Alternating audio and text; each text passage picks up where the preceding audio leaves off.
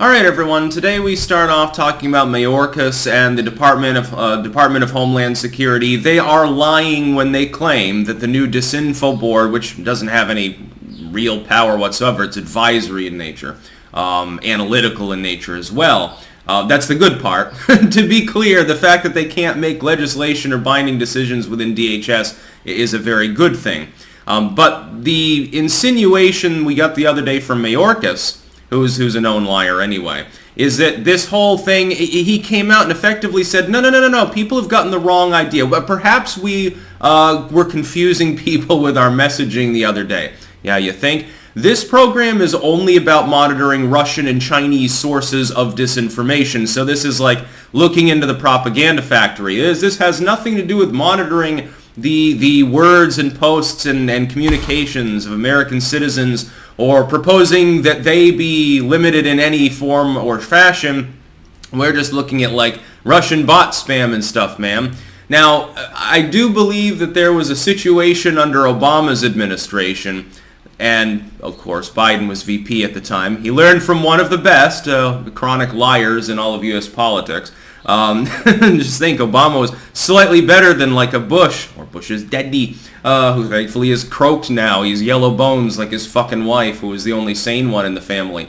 I believe that there was a situation, you may remember it, it's called the NSA spying scandal, in which you had fundamentally this same kind of thing going on. I guarantee that a lot of U.S. communications will be swept up under their activities, both on and off the record. That's a guarantee. Mayorkas is lying. I'll explain. Now, before I do that, first and foremost, keep in mind, down below there will be a pinned comment if you're watching this video on YouTube. Keep in mind, I make exclusive content almost every single day on those platforms that does not go on YouTube. Yesterday I had the 350th occult update, so yesterday was a wonky day schedule-wise. I didn't have time to even do my New Tech exclusive or my stream, so I had time to clean though. By the way, I made like the best lentil coconut curry ever, and I think I cook now more like Indian and Japanese and stuff recipes. I think I cook more of them competently than like European food. Anyway, that's completely off the subject. I just thought I'd point out that I really do like lentils, but I'm not going to eat the bugs or live in the pod, and sometimes, you know, you have to have a steak as well. Here's why we know Mayorkas is lying. Because you had the same thing happen under the Obama admin with the NSA. When it was first revealed by Snowden that the NSA had been spying on the American people, it was flat out denied by the U.S. government, by Obama, by Clapper, and by others. They said, no, that's not what this is about. This is only about foreign targets, and then it only involves metadata. That's the only point of it. We're just monitoring like terrorist communications. The next day, it was revealed by Snowden, because he very slowly chose to leak this material to give them enough rope to hang themselves by repeatedly lying. And that's the only reason that Congress even attempted to address the situation. If he had blown his load all at once, people wouldn't have demanded answers quite so much. We then found out, no. It's not just foreign targets. There were Americans caught up. And the NSA came out later in their second damage control conference, literally the next day, and said, well, yes, okay, we're not lying. We're not targeting Americans. It's only if you're communicating with one of these foreign individuals. Because if we're capturing, you know, their metadata, it's going to show up with yours too. But that's only like if you're on the phone with Osama bin Laden. So, you know, you shouldn't worry about it too much. Then, a few days later, we got another revelation. No, actually, it's not just the metadata. It's call content. It's emails. It's text messages. It's other private communiques, etc., etc. It's the whole shebang. And the NSA said, yes, but again, it's very, very limited. There's a rigorous process involved, which you can't question or actually look into, to determine who is subject to this. And it's never meant to be U.S. citizens. We're not collecting their email and stuff, which is also a lie. Then we found out the next day, oh, by the way, yeah, we're actually sweeping up basically all of this info on everyone all of the time. It's just we're not going through it unless it's connected to the... Yeah, we've got 99.9% of all of the material that we've collected. And later on, the former head of the NSA said, basically, it's like looking through a haystack to find a needle, and it's horseshit. It doesn't even work, which means it's another bloated government program that was really meant to just spy on political dissidents internally. I don't think it was ever about terrorism. I think it was more about people like Snowden, ironically enough. We found out that such a vast bulk of material was being collected, it was incapable of even being properly sorted through. We also found out that LoveInt was being used as an internal mechanism for people to literally use the NSA spying program to spy on like their significant others and their family members and friends and shit. Or people they didn't like with a personal vendetta against them, they could collect that material. It wasn't even punishable. Literally everything we were initially told about the program was a lie. And that's because they were trying to salvage the program. If people had known, originally years before, when it was first implemented, that such a program could exist, there would be mass protests. The same is true of the Ministry of Truth set up by DHS and Biden's admin. It's being led by a frenetic far leftoid who has been openly hostile towards the First Amendment and has quite clearly talked about American communication is clearly not just referring to material from Russia or Russian posters. You got to understand, in one sense, if the U.S. government is fucking around with the communications of people in a foreign nation, those people are not protected by the First Amendment. I think that it can be ethically wrong, generally speaking, unless it's part of a genuine war effort. And of course, the U.S. ain't at war currently, at least not on paper. They don't dare to use the term conflict to describe this one yet.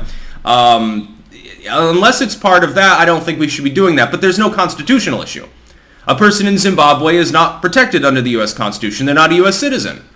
They're not a U.S. resident. Ergo, the Constitution doesn't apply to them. We can spy on them all we want. By the way, this creates a very unfortunate workaround because the U.S. can outsource spying on its own citizens in some cases to foreign nations.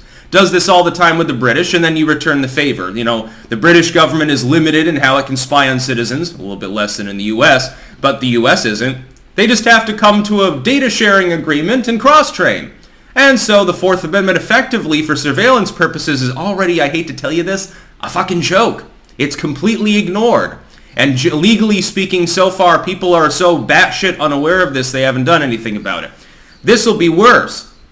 They're being very open. If you look at what the people who endorse this are actually saying, they're very open about talking about the fact that they want to hyper-regulate, censor, etc., American communications. How can you stop? Let's say that there is a Disinfo campaign in a foreign country, whether it's state-run or not, and you're trying to stop it because it's unhelpful. You think that it's a threat to democracy if people speak freely. Very, very interesting take on the world, by the way. Very, very stupid. How can you shut it down without inevitably having to track, trace, and go after the material once it's been replicated by non-Russian sources or non-Malawian sources or wherever it's coming from? You can't. Once it's injected into the conversation, unless you've screened it out 100% to begin with, which you're not going to be able to do with this or any other agency, people will replicate it. The whole point, if you believe that it's a dangerous Disinfo campaign, is that it's dangerous because it'll spread out of control and change public opinion. One Russian shitpost on 4chan that nobody responds to doesn't do that, does it? No, it'll be the very, very compelling infographic. It'll be the very, very poignant, terse statement that's easily mimetic and gets spread around because people think it's soaring language and sounds like a JFK speech or something. It'll be something like that. So once it enters the conversation, it's gotten past, the first wave of attempts to block it out entirely by banning Russian users from connecting. So they're on a VPN, which I'm sure that their elite hackers can do. Once it's in the conversation and has begun to spread, it's not spreading through Russian sources. You're not trying to change their mind. You're trying to change Americans' minds. How can you, therefore, in such an effort, avoid censoring those people? You can't. The problem is that the so-called war on disinfo, which itself is predicated on the propagandistic belief, erroneous belief of the population, the elites spreading the story, don't believe it, by the way, they know better, that there is a systemic threat to Western civilization if we have free speech. That's the real thing. The legacy media and big tech are afraid for their monopolies on communication and on news and politics and the spread of info. Legacy politicians who have thrown in with them for decades are afraid. That's why they sold us the libertarian to alt-right pipeline so they could go after the libertarian movement. years ago. That's why they did that, by the way. They threw him in with a group that was dying off by that time anyway in order to try to crush the libertarians. It didn't really work, hence the Free State movement. That's why they dream up the concept of everyone who just coincidentally happens to compete under the same tags and search terms with the legacy media on big tech, etc. They're all bigots. It's amazing. It's totally coincidental when that happens. And so now you've got the attempt to tackle Disinfo, to spy on people. It'll be used predominantly for political purposes to spy on American citizens. It is not going to be used to stop Russian propaganda. Because insofar as that propaganda exists, there's no way to prevent it from entering the conversation and replicating anyway, unless you censor American voices. Unless you spy on American citizens. It's illegal. It should be universally condemned. I see people who claim to be liberals supporting this concept.